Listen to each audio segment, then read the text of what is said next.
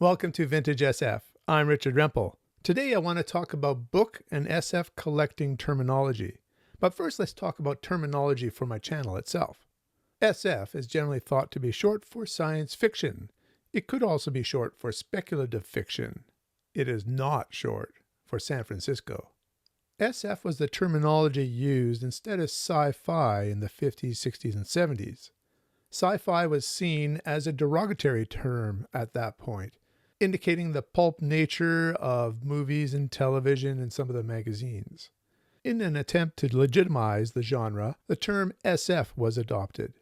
Even now, you'll find that those people of a certain age find it difficult to use the term sci-fi.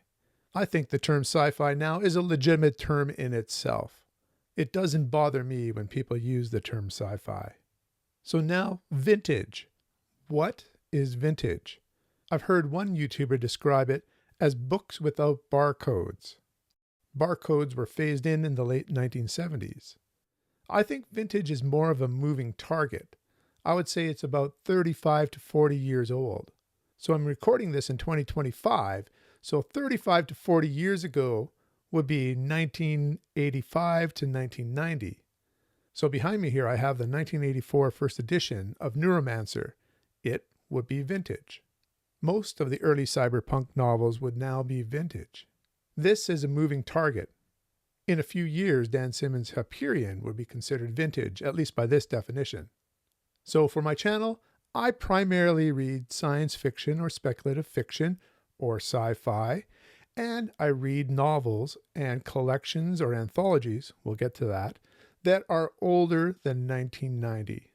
Now I'd mentioned anthology and collection. What are those? Well, when people buy books of short stories, there's two types. One would be short stories of one author only. That would be called a collection of their short stories.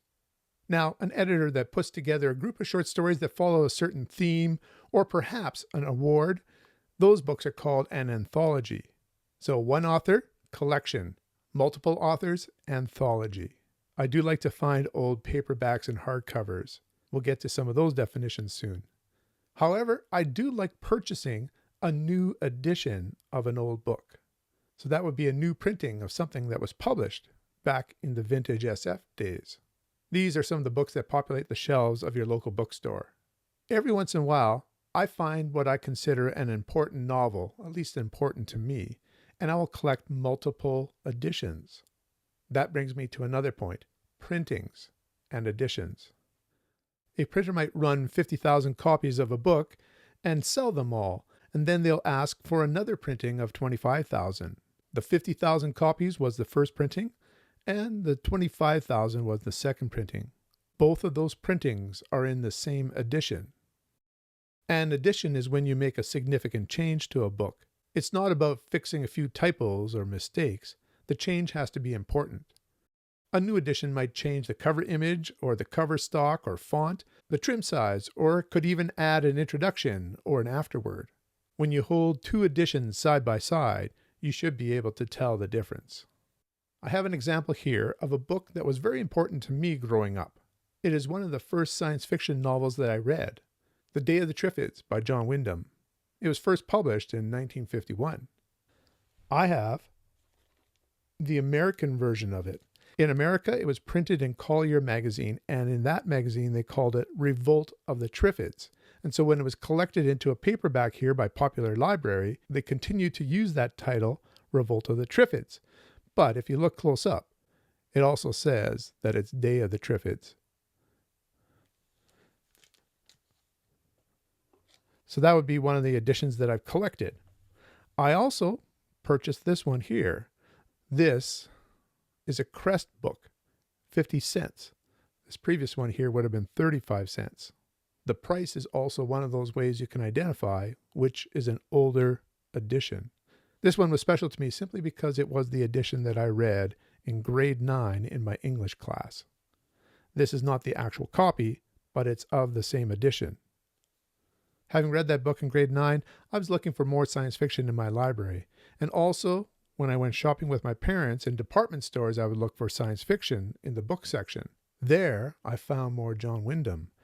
And I started collecting the 10 books that Penguin put out in the late 70s and early 80s with Peter Lord cover art. This, once again, is one of the editions of The Day of the Triffids. Recently, just before I started this channel, I found that John Wyndham was being printed again. Modern Library had come out with a number of his books, some with new material that hadn't been printed since the 1930s. So here is a very current edition of The Day of the Triffids.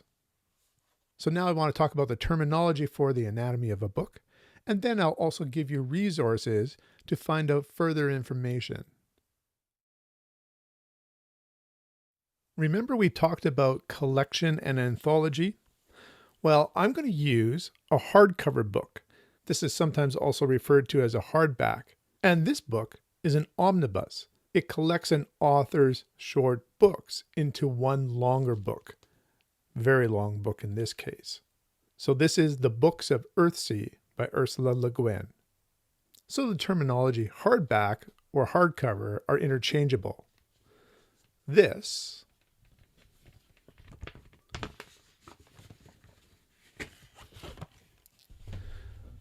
is referred to as the dust jacket. It often has information about the book and the author on the inside flaps. The hardback itself has a cover, commonly called a cover. There's boards. There's a board in the front and a board on the back. And this is the spine or backbone. You can also refer to the binding, what it is made of. So this one has a red cloth cover.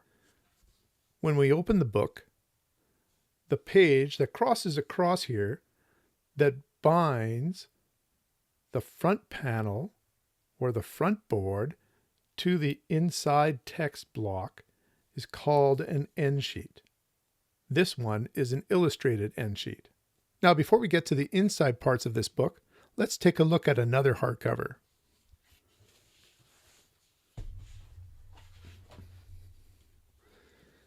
This is a hardcover without a dust jacket. It is a laminated board hardcover. The cover art is laminated right to the board itself. And this is an undecorated end sheet. Sometimes they're referred to as end pages. The middle part of the book, this is called the text block. In some older books, we actually see text blocks which are decorated. Perhaps decorated is not the right word. They're painted a certain color. So this would be a green text block. One other note about the text block of a book is that it can have something called deckled edges. So this is Station 11 by Emily St. John Mandel. And you can see here, there are deckled edges. They are uneven edges to the text block. You may have noticed the difference in size in these hardcovers here. One of the things I'm going to give you as a reference at the end of this video is a video by another YouTuber named Stephen E. Andrews. He calls himself the Outlaw Bookseller.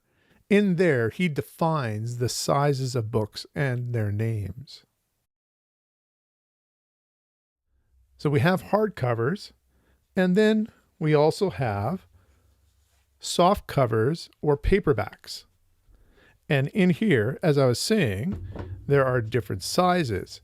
And we haven't even got to some of the bigger ones, which are called trade paperbacks. The most common paperback size is called the mass market edition, at least the most common when it comes to vintage paperbacks. In general, it's about 7.5 inches tall. Another way to size this paperback is to call it an A format paperback. Back in the 50s and early 60s, they had this size of paperback. It is as well called an A-size paperback, but I do not know of another name for the shortness of this one. Another YouTuber that I follow, Kenny RH, refers to it as a rack size A format book. For those of us who can remember, there were a lot of corner stores and department stores that had racks, spinning racks or racks placed on the wall, and perhaps this was made to fit a certain rack size. So on my channel, I will refer to this as the rack-sized A-format book, and this is the mass paperback A-format book. Something you'll often see on my channel as well is SF Masterworks books, and you can see the size difference here. This is often called a B format book. Once again, check out Stephen E. Andrews' video for more definitions of hardcover and softcover book sizes. I'm going to use this trade paperback sized novel for the examples for the inside of the book. On the inside here, we have what might be known as a half title page. It just has the title by itself, and we also have across from it other books by Emily St. John Mandel. The very next page has the full title page. The full title page will have the name of the book, the name of the author, and the publisher. Sometimes it will have the publisher's address as well. This page is commonly called the copyright page. It has the bibliographic information for this book. In here, we'll see the copyright, we'll see the publisher, the printing, and often an ISBN number. On this side, we see a dedication page. An ISBN, International Standard Book Number, is a unique 13-digit number that identifies a book or publication. ISBNs are used by publishers, retailers, libraries, and others to identify, order, and track sales and inventory. It is also a great way to look up the edition that you have of this book. Speaking of resources here, how exactly can you look up some information about a book that you have? The first resource we'll talk about is the ISBN number. You can go to isbnsearch.org. There, type in the ISBN number. For this example, we will see that it's station 11. You'll find out the name of the author, the edition, the binding, the publisher, and the date of publication. Below this, you will find opportunities to purchase this edition. Another great resource is isfdb.org, Internet Speculative Fiction Database. Let's type in the author name, Emily St. John Mandel. There is, if you desire, a more advanced search below. Here we see the author's page, including birthplace, birth date, language, web pages, notes, and author tags. Below that, we see her fiction series, novels, short fiction, essays, reviews, and interviews. Going to station 11, we see the book page. Here we have date of publication, web pages, and a synopsis of the book. Scrolling down, we see the translations for this book, and we also see the awards. Next, we see all publications of this book.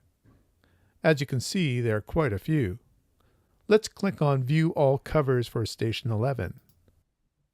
Now we can see the editions and the printings. Let's take a look at one of them for an example of an edition and printing. Here we see that the printing for this one was 2015. The 0000 indicates that there's no month or day designated. This publisher is Picador. And finally, let's take a look at some YouTube channels. The first one I've mentioned within this video, Outlaw Bookseller. Stephen E. Andrews has been a bookseller for, I believe, over 40 years now. If you go to his channel page and go to the search function and enter book sizes, you'll see immediately two very good videos explaining common book formats. Another great resource is ABE Books. This is a book-selling website, but their YouTube channel explains so many things very well. Much of my information about parts of the book came from this channel. So this begins our lexicon of book and SF collecting terminology. There may be sequels to this video in the future. I welcome any comments that give corrections or other resources. Until next time, keep reading.